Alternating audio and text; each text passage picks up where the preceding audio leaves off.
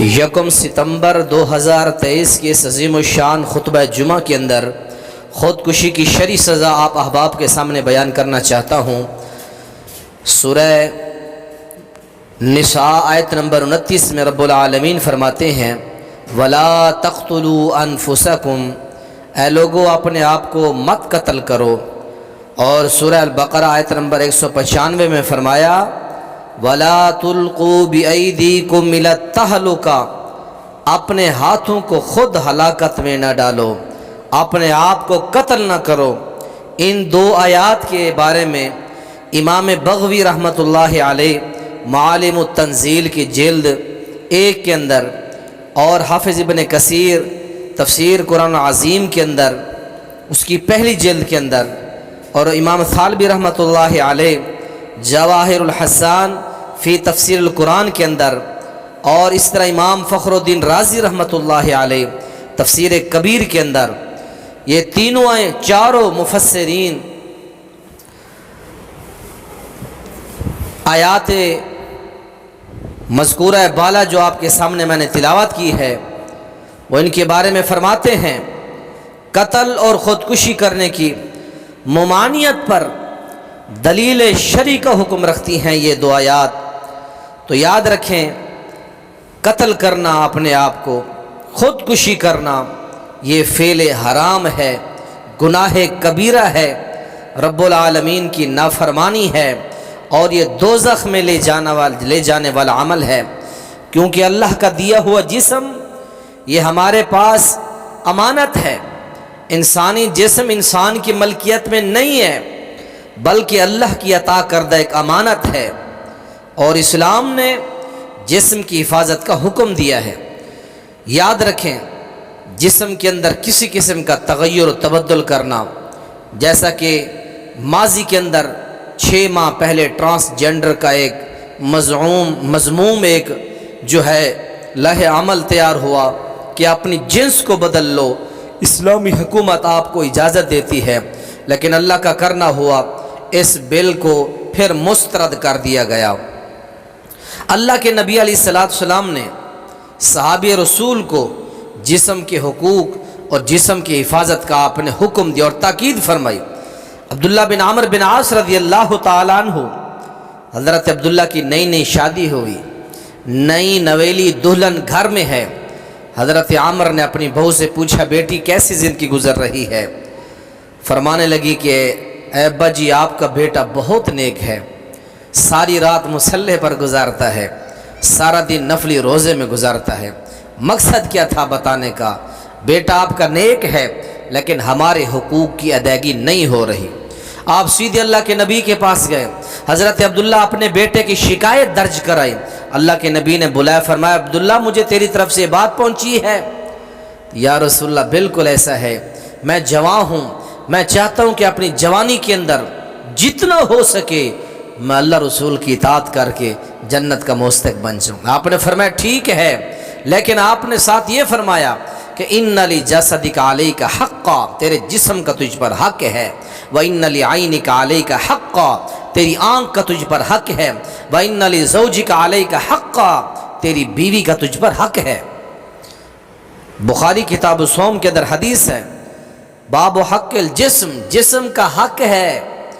جسم کا حق کیا ہے؟ اس کی حفاظت کرنا، اس کو آرام پہنچانا، اس کو ہر قسم کی کمزوری سے، ہر قسم کی تکلیف سے، ہر قسم کی اذیت سے اللہ کی دیے ہوئے اس جسم نعمت کو بچا کے رکھنا اور اس کی حفاظت کرنا یہ ہمارے ذمے ہے۔ یہ آگے ایک اور حدیث ملاحظہ فرمائی، امام حاکم نے، امام بہقی نے اس کو بیان کیا، علامہ البانی نے اس کو صحیح قرار دیا۔ یہ حدیث اغتنم خمسا قبل خمس، 5 چیزوں سے پہلے اللہ کی غنیمت سمجھو۔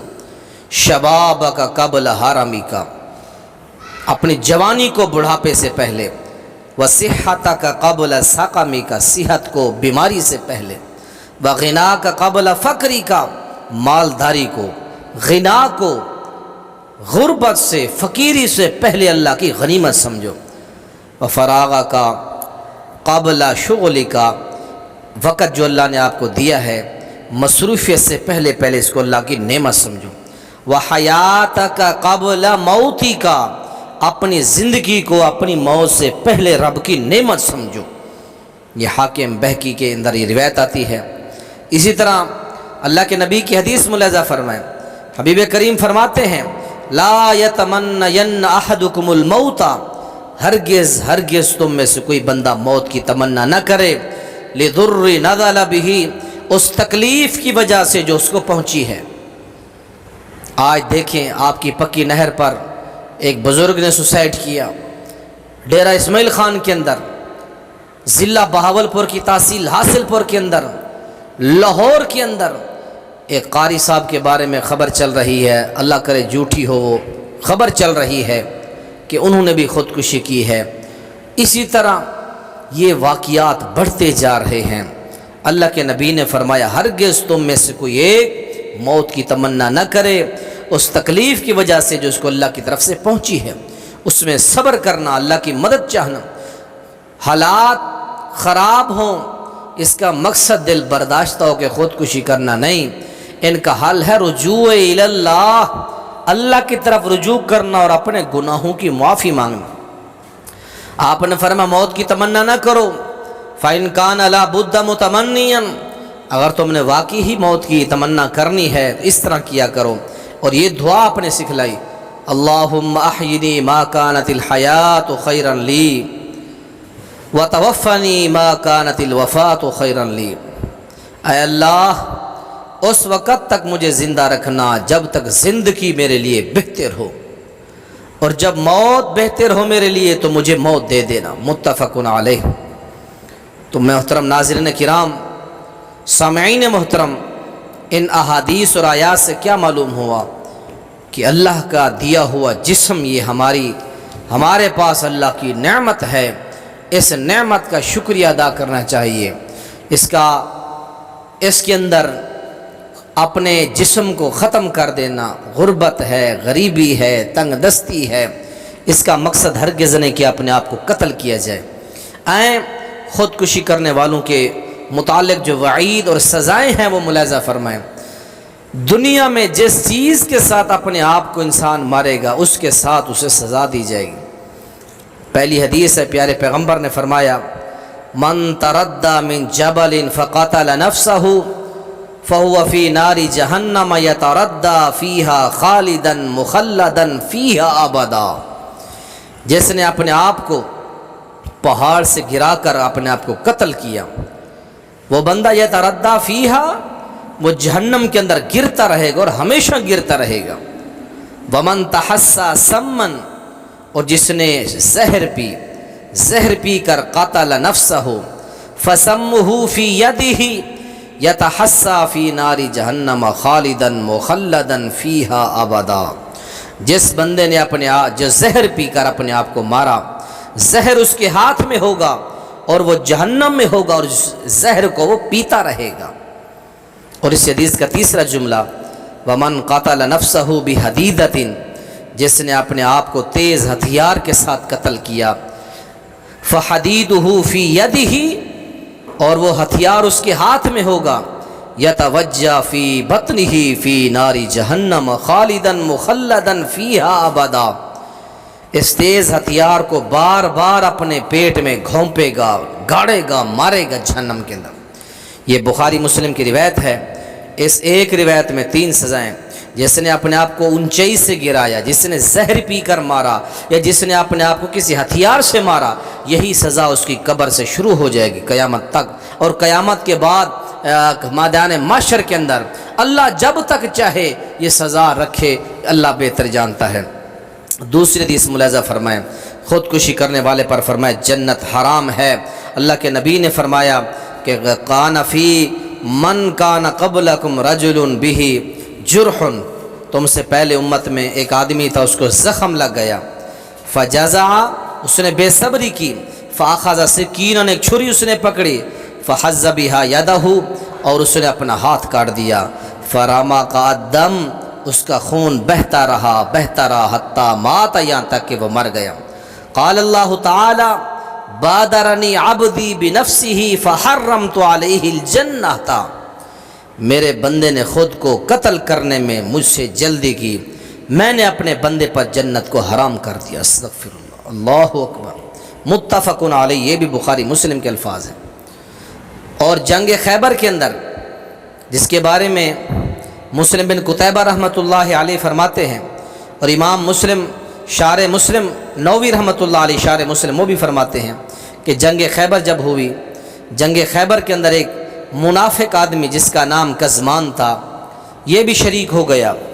جنگ کے اندر جب یہ شریک ہوا، بڑی جرت کے ساتھ لڑا۔